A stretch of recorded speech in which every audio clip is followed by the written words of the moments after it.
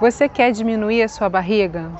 Quer diminuir as chances de ficar diabético e diminuir o seu risco cardiovascular e ter uma vida mais saudável? Então fica comigo que eu vou te contar uma história e ao final você vai ser capaz de tirar suas próprias conclusões.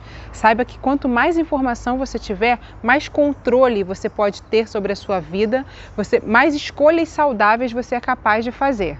Eu sou a doutora Ingrid Teixeira do canal Medicina Natural e eu estou aqui hoje com você para falar sobre o glúten. Se inscreve aqui, ativa o sininho e fica comigo até o final. O pão e outros alimentos à base de trigo estão presentes nas refeições da humanidade há séculos e séculos. E ele tem um simbolismo bastante importante nos rituais religiosos, como por exemplo a hóstia, que é feita de trigo, e também o naan, que é um pão não fermentado usado pelos muçulmanos. Na Bíblia, o pão simboliza uma colheita abundante e é o símbolo da fartura.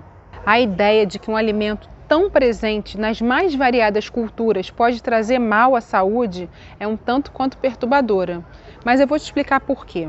O trigo que nós consumimos atualmente é diferente do trigo dos nossos ancestrais.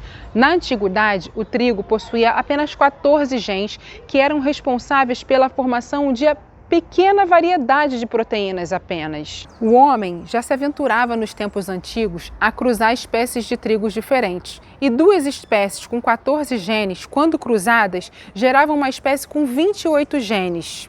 E esse trigo com 28 genes foi utilizado pela humanidade por muito tempo, sem causar nenhum tipo de problema de saúde. Ao longo de 10 mil anos, o trigo pouco se modificou, até o início do século XX, quando o homem começou a criar métodos de hibridização em laboratório, cruzando inúmeras espécies de trigo, gerando um trigo completamente diferente daquele utilizado pelos nossos ancestrais. A intenção era gerar uma planta mais resistente às pragas, às mudanças climáticas, que fosse um pouco mais baixa, facilitando a colheita, aumentando a produtividade da planta, fazendo com que o trigo pudesse ser mais amplamente consumido pela população mundial. Houve uma facilitação da produção em larga escala nunca visto com nenhuma planta anteriormente. Só que esse trigo se tornou 95% diferente do trigo dos nossos ancestrais. Apenas 5% das proteínas são as mesmas. E esse novo trigo, ele gerou 14 diferentes proteínas de glúten que não estavam presentes em nenhuma das espécies originais. Este novo trigo, com muito mais proteínas do glúten e algumas outras proteínas que também não são reconhecidas pelo nosso organismo, passou a gerar reações no nosso corpo diferentes do que o trigo original, do que o glúten original gerava. Ele passou a ser mais alergênico, causar mais intolerâncias e, além disso, passou a aumentar o nosso índice glicêmico drasticamente. Eu vou te dar alguns exemplos, mas antes disso, se inscreve aqui no canal, ativa o sininho, deixa aqui o seu comentário e compartilha esse vídeo. E fica comigo até o final, isso é bastante importante para mim. Voltando aqui.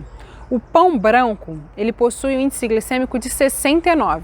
Já o pão integral, que é mais proteico e por isso possui mais glúten, possui um índice glicêmico de 72, enquanto que a sacarose, que é o açúcar comum, possui um índice glicêmico de 59. Ou seja, você achando que o pão integral te faz melhor do que o pão branco, na verdade, para o índice glicêmico e para você se tornar diabético e ter doenças cardiovasculares, isso é bem pior do que você comer o pão comum. E você comer pão ainda é mais prejudicial do que você comer o açúcar comum. Tá vendo como é que a informação faz toda a diferença na sua vida? Fica comigo até o final do vídeo. O pico de glicose e insulina causado pelo consumo do trigo dura em média 120 minutos. Isso gera no nosso cérebro uma agitação e alegria. Só que depois desses 120 minutos ocorre uma tristeza e um mau humor gerados por uma fome descontrolada causada pela inevitável queda de níveis de glicose dentro do nosso sangue. Esses picos de glicemia, essa constante glicemia a cada 2 horas elevada, faz com que você acumule mais gordura abdominal. Isso piora a esteatose hepática, ou seja, gordura no teu fígado.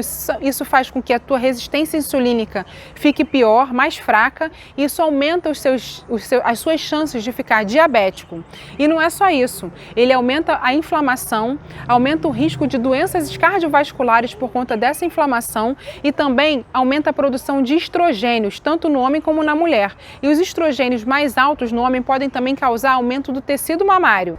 O trigo, ele estimula o apetite, ele causa alterações no pH, ele estimula a glicação, que é um processo que está por trás do envelhecimento, da inflamação, dos desgastes articulares, das doenças cardíacas, de cânceres, de Alzheimer, de esquizofrenia e de uma série de outras doenças neurodegenerativas. Quando uma pessoa elimina ou pelo menos reduz bastante a quantidade de trigo da sua dieta, ela sente menos fome, então ela consegue comer menos e, consequentemente, ela consome menos calorias no seu dia, causando um emagrecimento e uma perda da cintura abdominal, reduzindo as suas chances de síndrome metabólica, que engloba o diabetes e as doenças cardiovasculares, como o AVC e o infarto. Além disso, ainda diminui todos os processos inflamatórios no seu corpo, fazendo com que o seu sistema imunológico possa funcionar adequadamente, possa funcionar melhor. Quando retiramos o trigo da nossa dieta, nós reduzimos a inflamação em todo o nosso organismo, fazendo com que o nosso corpo consiga funcionar de maneira mais adequada. Isso faz com que tenhamos pensamentos melhores e mais claros, com que consigamos ter maior nível de energia, maior disposição, diminuição da irritabilidade, do mau humor, do refluxo gastroesofágico e também do consumo de medicamentos, tornando a nossa vida muito mais saudável. E olha que eu não estou falando de quem tem doença celíaca ou intolerância ao glúten, hein? Para essas pessoas ainda é mais importante a retirada do glúten, porque além dos níveis de glicemia elevados que ele também causa um excesso de inflamação intestinal e em todo o corpo. Nas últimas décadas, houve uma redução drástica no consumo de gorduras e de colesterol e um aumento considerável do consumo de cereais integrais, que eram tidos como saudáveis. E isso gerou tanto um aumento da circunferência abdominal como um aumento de doenças cardiovasculares na população mundial. Atualmente já se sabe que não é bem assim. Hoje já se sabe que a gordura de origem animal não é tão prejudicial e que o colesterol não é o principal causador das doenças cardiovasculares. Hoje nós sabemos que o trigo é o maior vilão, contribuindo não só para o aumento dessas doenças, como também para o aumento do diabetes, das doenças reumatológicas, das doenças neurológicas e das inflamações de maneira geral. E aí? Agora você pode tirar suas próprias conclusões e fazer escolhas melhores dentro do seu dia a dia e da sua família.